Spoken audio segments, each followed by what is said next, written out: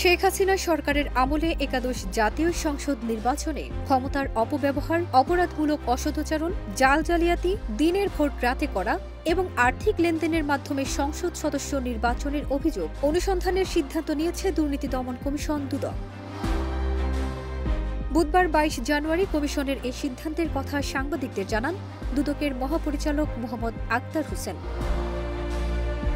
দুদকের মহাপরিচালক মোহাম্মদ আক্তার হোসেন বলেন, ২০১৮ সালের একাদশ জাতীয় সংসদ নির্বাচনে বিভিন্ন অনিয়ম যেমন দিনের ভোট রাতে করা, ব্যালট জালিয়াতি, কিছু কিছু কেন্দ্রে ৯০% বেশি কাউন্ট দেখানো, ব্যাপক আর্থিক লেনদেন, ক্ষমতার অপব্যবহার করে প্রার্থীকে জেতানো ইত্যাদি অভিযোগ বিভিন্ন গণমাধ্যমে প্রকাশিত হয়েছে এবং দুদকেও কিছু অভিযোগ জমা হয়েছে। তিনি বলেন, ক্ষমতাচ্যুত প্রধানমন্ত্রী শেখ হাসিনার নেতৃত্বে ও আওয়ামী লীগের সাধারণ সম্পাদক ওবায়দুল কাদেরের সার্বিক ব্যবস্থাপনায় প্রতিটি মহানগর, জেলা, বিভাগ, উপজেলা, পৌর ইউনিয়ন এবং ওয়ার্ড আওয়ামী লীগের নেতাকর্মীদের নিয়ে সরকারের যে সময়ের বিভিন্ন পর্যায়ের কর্মকর্তা ও নির্বাচন পরিচালনার সঙ্গে সংশ্লিষ্ট কর্মকর্তাদের যোগ সাজেশের কথা উল্লেখ করা হয়েছে।